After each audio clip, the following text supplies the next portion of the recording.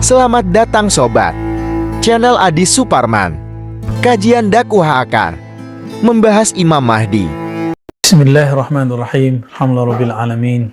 Wassalatu wassalamu ala sayyidil awwalin wal akhirin. Sayyidina Muhammad wa ala alihi wa ashabihi wal mahdi ajma'in. Sahabat-sahabat yang makan Allah, banyak pemikiran pada zaman hari ini mengenai kajian akhir zaman. Bahkan banyak yang sudah tidak sabar, bahkan bersiap-siap. Ada yang bersiap dengan persiapan fisik, berkuda, memanah. Ada yang bersiap dengan keilmuan, kajian. Ada yang bersiap dengan tarekat-tarekat. Ada yang bersiap dengan siasat-siasat. Semuanya sedang rindu menunggui Al-Mahdi. Karena ditunggu-tunggu, maka muncullah istilah. Yang istilah ini dipakai oleh ulama Ahlussunnah dan Syiah, yaitu Al-Muntazar, Al-Mahdi yang ditunggu-tunggu.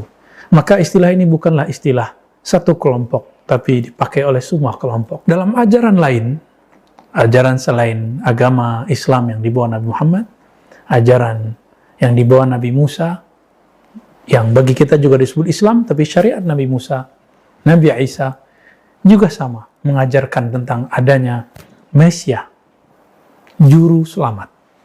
Di Jawa ada keyakinan Ratu Adil, Satria Piningit, dan selain sebagainya. Semuanya mengelulukan juru selamat. Dalam agama apa saja yang memang dulu mungkin bersumber dari Allah, pasti mengajarkan hal yang sama. Lalu di manakah Al-Mahdi? Dari manakah dia berasal? Bangsa apakah dia? Suku apakah ia? Untuk mengetahui masalah ini, tidak ada jalannya kecuali mengikuti Al-Quran dan Sunnah. Di dalam Al-Quran tidak disebutkan secara eksplisit, tetapi kita beruntung umat Islam mempunyai satu keilmuan, sumber keilmuan kedua, yaitu As-Sunnah. Yang paling apik membahas ini adalah dua imam, Imam Abu Daud dan Imam Al-Hakim. Imam Abu Daud menyebutkan sekitar 8 atau 9 hadis yang berkaitan dengan Imam Mahdi. Salah satunya menyebutkan suku asal-usulnya Al-Mahdi. Apa kata beliau dalam hadis Abu Daud yang kualitasnya hasan? Al-Mahdi min itrati, min waladi Fatimah. Al-Mahdi, imam yang di-guidance Allah itu, dia dari terahku. Itrati, bahasa Arab, menjadi bahasa kita itu terah. Terah artinya darah dagingku. Min waladi Fatimah, dari keturunan Fatimah. Itu sebabnya teman-teman, siapapun hari ini yang menjadi antek Dajjal, dia pasti akan membenci para habaib. Dia akan membenci para sayyid, para syarifah, orang-orang yang merupakan pemilik terah-terah kenabian. Kenapa kita iri? Itu kan nikmat Allah kepada mereka. Kenapa kita iri jika mereka terlahir sebagai syarif, sayyid, lalu kemudian meragukan keberadaan mereka? Padahal hadis Imam Muslim menyebutkan, aku tinggalkan kepada kamu dua sakalain, dua beban yang berat. Kitab Allah dan yang kedua ahlu baitku.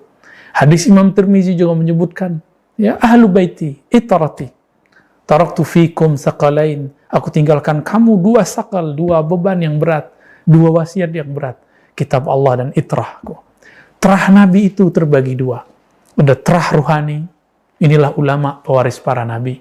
Ada terah jasmani, inilah para habaib dan syarif.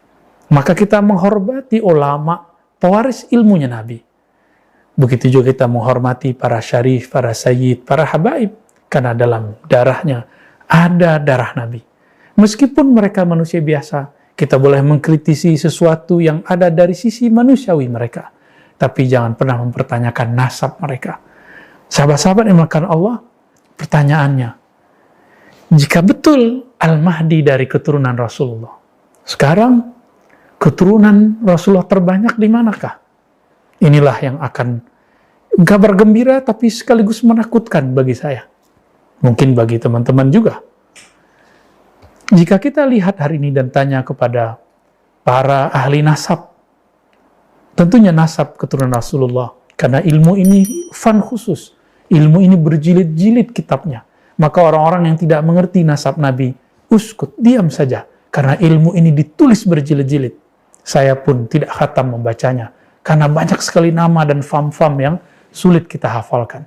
Kalau tidak mengerti, jangan berkalam. Imam Ghazali mengatakan, "Idza sakatal jahil, intahal khilaf." Jika orang jahil diam, tentu selesailah semua perbedaan. Namun, yang paling banyak komentar adalah orang jahil. Maka, min alamatil jahli kasratul inkar. Ciri-ciri orang jahil, banyak ingkarnya. Sahabat-sahabat makan Allah, para ahli nasab, ada dari kalangan ahli Rabithah, dari kalangan keturunan Sayyidina Al-Husain, ataupun dari kalangan Sayyidina Al-Hasan. Mereka hampir semua sepakat. Zuriat Nabi yang terekam nama-nama mereka, kelahiran mereka, fam-fam mereka, suku-suku mereka, terbanyak di Nusantara, di Indonesia, di Malaysia, di Patani, di Singapura, di Brunei, dan sekitarnya. Meskipun banyak tersebar di India, di Gujarat, di Uzbek, bahkan ada beberapa di Cina, ada juga di Amerika Latin, ada di Mesir, sampai ke Maroko sana, ada. Namun, zuriat Nabi yang paling banyak dan terekam dengan baik, itu ada di Indonesia. Maka Rabithah Alawiyah Indonesia termasuk rujukan di dunia ahli nasab internasional. Dan saya belum bertemu orang atau komunitas atau institusi terbaik melebihi Rabithah Alawiyah. Barangkali inilah nubuat Nabi. Dalam merekam, merekod siapa yang meninggal, siapa yang lahir, dari orang yang tergolong kepada keturunan Sayyidina Al-Husain, Bani Alawiyah, kecuali Rabithah Alawiyah. Kita bisa merujuk mereka. Dan ini bagi saya adalah mukjizat Nabi Sallallahu Alaihi Wasallam. Yang Nabi mengatakan, kullu nasabin inqata'a illa nasabi. Semua nasab terputus kecuali nasabku. Maka teman-teman, besar kemungkinan Al-Mahdi mungkin sudah menginjakkan kakinya di negeri ini. Mungkin sudah terlahir. Mungkin sudah bergerilya. Atau belum. Mungkin Allah sedang menutupinya. Atau memang Allah belum memunculkannya. Namun, dengan banyaknya prahara-prahara di zaman ini, sehingga muncul ketidakadilan bukan hanya di negeri ini, di mana-mana yang sifatnya global.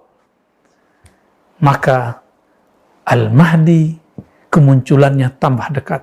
Ciri-ciri kemunculan Al-Mahdi satu saja yang paling jelas. Idza muliat al-ardu jawra.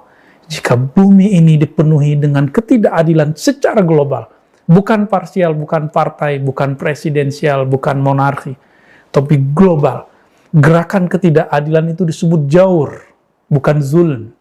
Jaur ini lebih umum lagi dan lebih ganas lagi daripada sekedar zalim.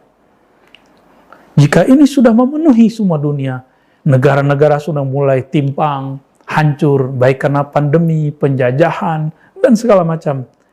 Tinggal menunggu saat yang terakhir munculnya sang juru selamat, Al-Imam Al-Mahdi, yang ditunggu oleh semua orang yang percaya kepada Tuhan alam semesta, yang kita sebut dalam agama kita Allah Subhanahu wa Ta'ala. Apakah negeri kita?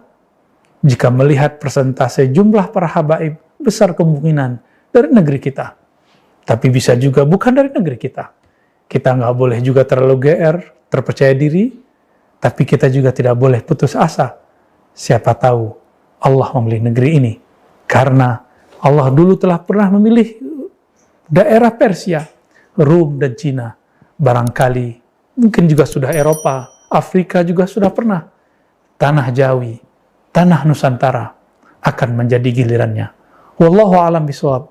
Mari bersiap, pantaskan diri menjadi pengikutnya. Wassallallahu ala sayyidina Muhammad. Assalamualaikum warahmatullahi wabarakatuh.